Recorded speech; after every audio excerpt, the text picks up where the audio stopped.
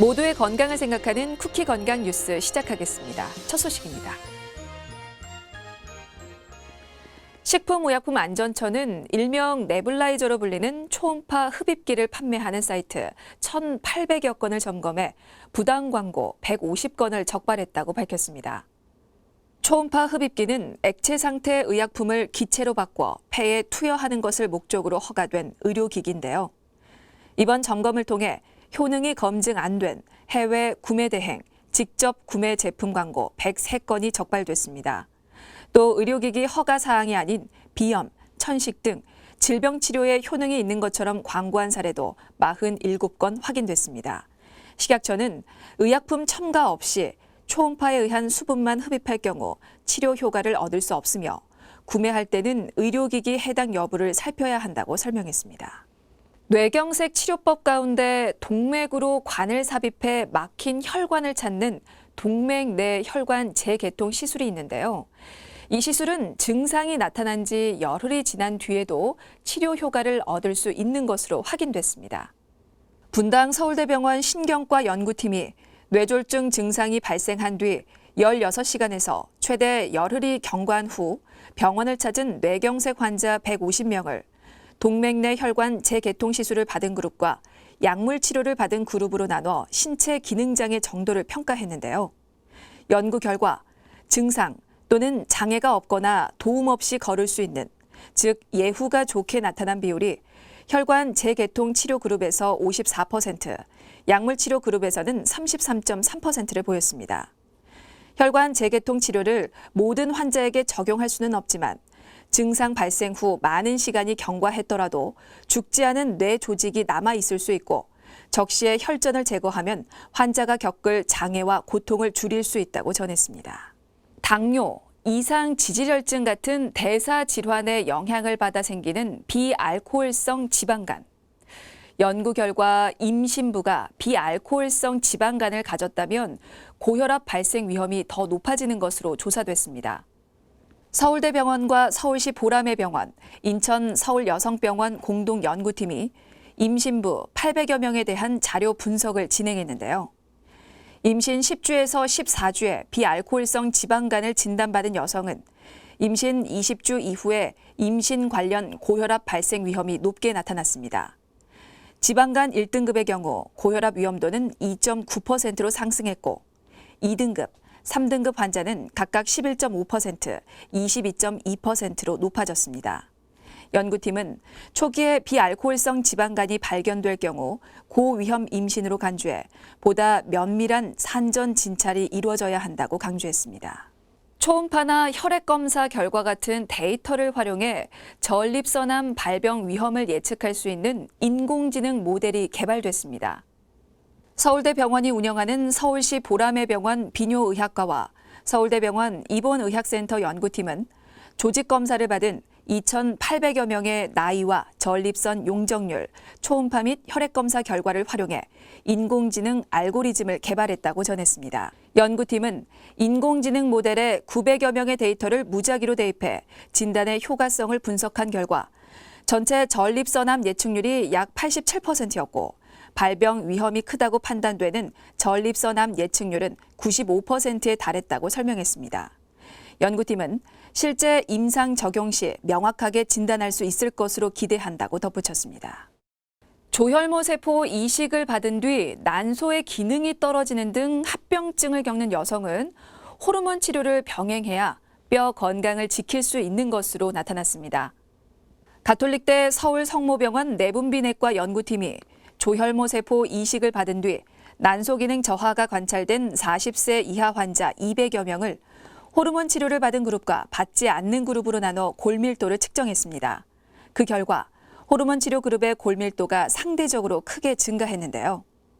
호르몬 치료를 2년간 지속한 경우 척추 골밀도는 치료 전보다 5.42% 개선됐습니다.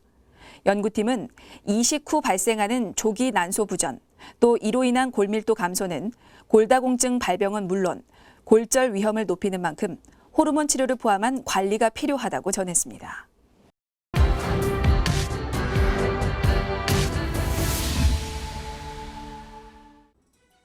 자신의 주먹만한 크기의 심장. 이 심장은 온 몸에 혈액을 공급하는 펌프 역할을 하죠. 설명이 필요 없는 주요 장기입니다.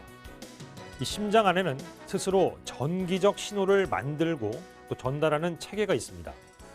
보통 분당 60에서 80회의 전기 신호가 돌면서 심장은 규칙적으로 수축과 이완을 반복하고 이를 통해 심장 박동을 만들어냅니다. 전기 자극이 제대로 생성이 안 되거나 전달 과정에 문제가 생기면 이 박동이 불규칙해지는데 이 같은 질환이 바로 부정맥입니다. 부정맥은 곧 신체 곳곳에 필요한 혈액을 정상적으로 원활하게 공급하지 못하게 된 상태를 말합니다. 심장 박동은 더 빨라질 수도 또 더 느려질 수도 있습니다. 부정맥은 선천적으로 비정상적 전기 신호 전달 체계를 갖고 있는 경우 나타날 수 있지만 그 비율은 크지 않습니다. 고령화 사회로 접어든 이후 발생 빈도가 급증하는 부정맥 사례들은 대개 후천적으로 전달 조직이 손상된 경우입니다. 예를 들면 심장 표면을 둘러싼 관상 동맥이 핏덩어리, 즉 혈전 등에 의해 막혀 심근경색이 발생하면 심장 근육 세포는 물론 전기 전달 조직에도 이상이 생겨 부정맥이 발생하기 쉬운 환경이 됩니다. 이처럼 직접적인 심장 질환과 더불어 노화, 고혈압, 당뇨, 비만, 흡연, 음주, 수면 무호흡증 등이 부정맥의 대표적 위험인자로 꼽힙니다. 나이는 굉장히 중요한 어떤 요인 중에 하나인데 아까도 말씀드렸지만은 선천적이거나 유전적인 요인 때문에 생기는 경우에는 아무래도 발생하는 연령대 자체가 발견되는 연령대 자체가 젊은 연령대에 많이 생기게 됩니다. 그리고 아까 심방세동과 같은 부정맥 같은 경우에는 나이하고 굉장히 밀접한 관련이 있고 나이 자체가 어떤 위험 요인 중에 하나이기 때문에 60대, 70대 또 최근 나온 통계에 따르면 80대 이상에서는 15%에서 20% 정도까지는 그 심방세동으로 발병을 한다라고 알려져 있고 평생 통틀어 가지고 성인 40대 이상 성인에서 4명 중에 1명꼴로 심방세동이 발병이 된다라는 통계가 보고가 되고 있기 때문에 연령과 굉장히 밀접한 관련이 있다라고 할 수가 있겠습니다. 부정맥은 심장 박동 수가 빨라지는 빈맥과 느려지는 서맥으로 구분할 수 있습니다. 빈맥이 이어지면 가슴이 두근거리고 답답할 수 있으며 호흡 곤란을 유발하기도 합니다.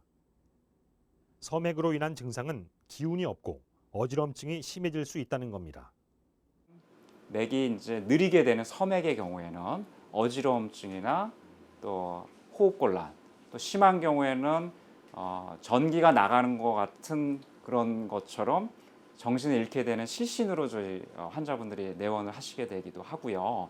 빈맥의 경우에는 이제 가장 흔한 증상이 불규칙하게 맥이 뛴다든지 두근두근하는 증상으로 나타나게 된다든지 하는 증상을 많이 호소를 하십니다. 그렇지만 이제 심실성 빈맥의 경우에는 심장 자체의 어떤 마비 증상까지도 유발할 수 있기 때문에 굉장히 위험할 수 있는 그런 심각한 그런 증상으로 처음 발현하게 되기도 하고요.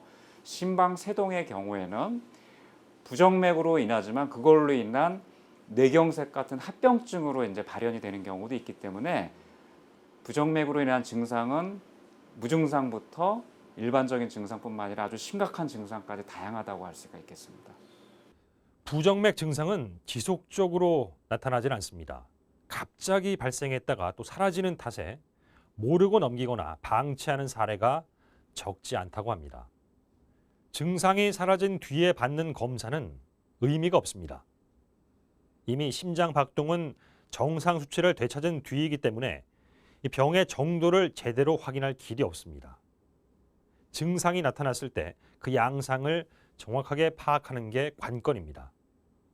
환자 스스로 가장 쉽게 자신의 상태를 알아보는 방법은 이 맥박을 재보는 겁니다.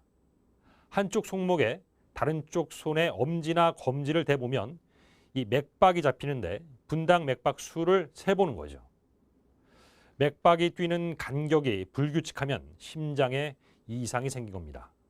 맥박 수와 강도, 간격 등을 기록해 뒀다가 안정을 찾은 후에 병원을 방문해 전문의에게 얘기를 해주면 큰 도움이 됩니다.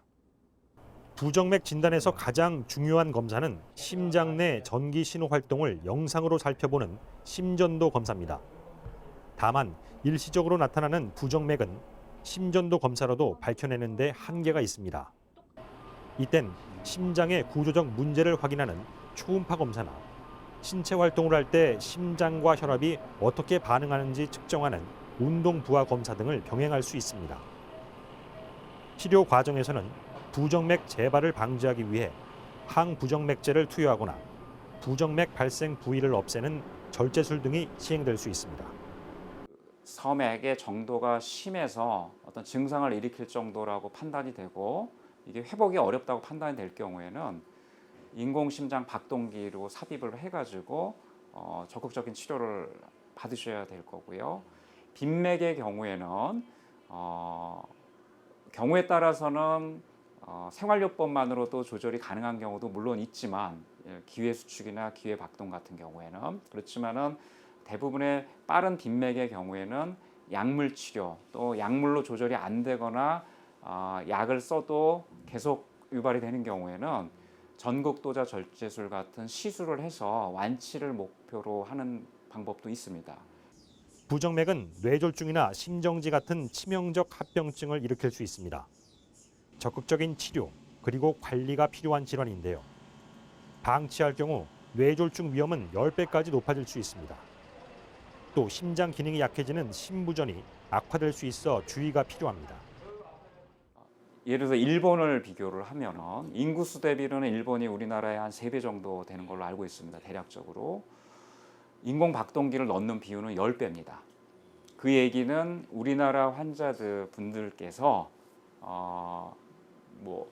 어느 정도 그런 섬액이나 이런 부분들이 굉장히 환자분들이 많이 있음에도 불구하고 적절한 치료를 받지 못하는 부분들이 사실은 있다라고 지금 추정이 되고 있습니다. 그건 아마도 여러 가지 의료의 문제도 있지만 더 중요한 건 아무래도 문화적인 차이, 그다음에 환자에 대한 어떤 국가의 지원 이런 것들의 차이에 또 기인한다고 할 수가 있겠고요. 또 사회적인 어떤 인식 이런 것들에 의한 차이도 있을 거라고 생각이 됩니다. 부정맥은 관리가 중요한 질환입니다. 사실상 완치가 없다고 볼 수 있는데요. 현대 의학에서도 관련 연구는 부정맥이 발생하는 전기 생리학적 그 배경에만 집중돼 이를 바탕으로 한 치료가 이루어지고 있을 뿐입니다. 부정맥이 발생하는 직접적인 원인들은 드러나지 않은 상태입니다. 부정맥이 있는 환자가 심장의 정상 박동을 회복했다고 하더라도 사실 그 원인은 환자 몸속에 여전히 남아있다고 합니다. 이렇다 보니 이 부정맥 발생에 영향을 미치는 것으로 알려진 위험 요인, 즉 고혈압이나 당뇨, 비만, 음주, 흡연 등을 잘 관리해야 합니다. 전문의들은 이 같은 관리를 통한 효과가 꽤 큰 편이라고 강조했습니다. 생활 속 위험 요인이 있다면 가벼운 부정맥 증상을 놓치지 말고 진단을 꼭 받아보는 게 좋겠습니다.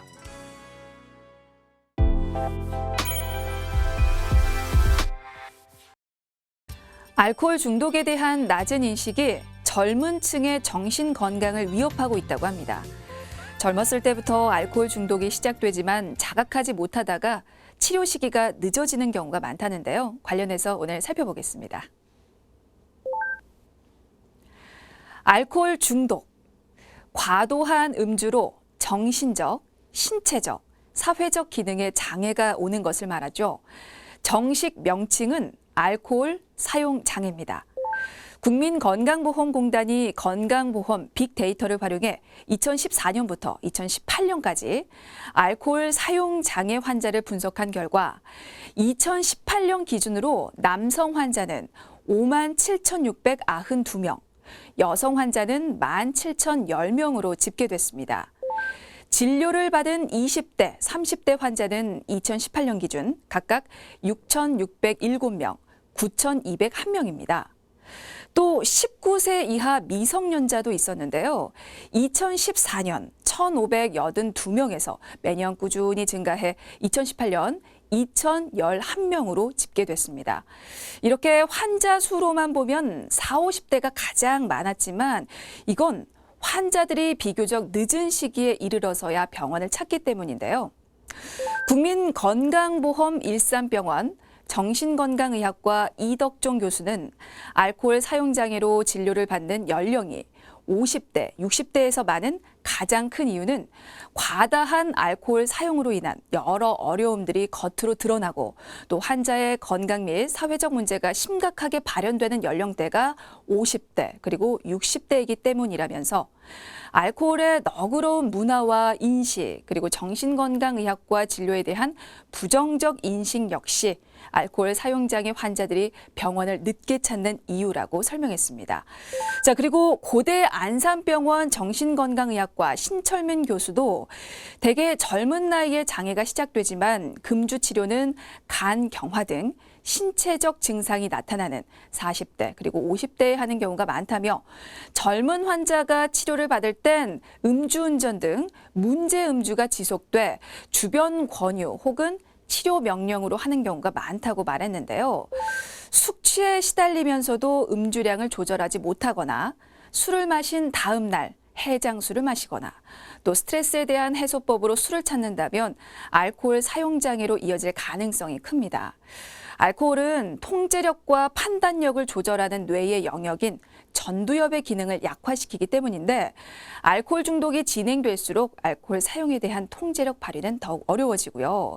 이 필름이 끊기는 블랙아웃을 경험하거나 음주운전 등 자신이나 또 타인에게 해를 입히는 음주 형태를 보인다면 더욱 주의가 필요합니다. 또 가족 중에 알코올 사용 장애로 치료를 받은 사람이 있는 경우도 마찬가지고요. 자, 신 교수는요. 맥주 4캔에 10,000원, 소주 2병에 3,000원에 판매되는 환경이다. 값싸게 보상받을 수 있자 술로 스트레스를 푸는 젊은 층이 늘고 있다.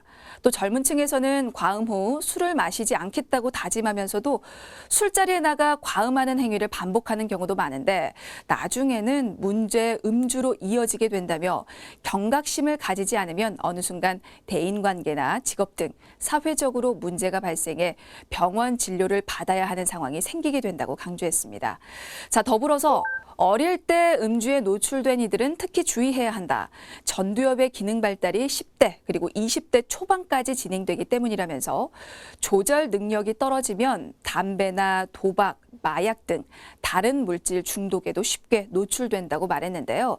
자, 신 교수가 말하는 생활 속 건강한 음주 습관은 이렇습니다. 자, 1. 취하도록 마시지 않는다. 과음은 자신도 모르는 실수를 부르기 때문에 본인의 주량에 따라 절제하는 습관을 들이는 거죠. 자, 2. 식사는 든든하게. 빈속에 술을 마시면 알코올 흡수 속도가 빨라져서 취하고 간과 위장에도 좋지 않습니다. 술자리가 있다면 미리 식사를 든든히 하시고 기름진 음식을 피하시기 바랍니다.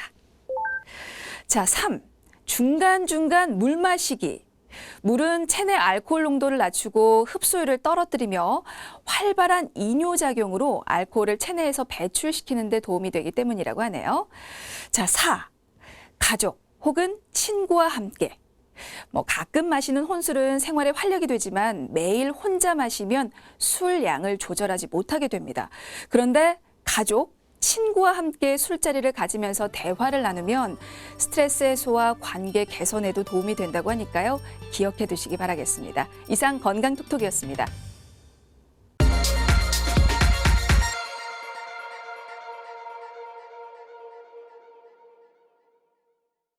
쿠키 건강 뉴스 여기까지입니다. 시청해 주셔서 고맙습니다.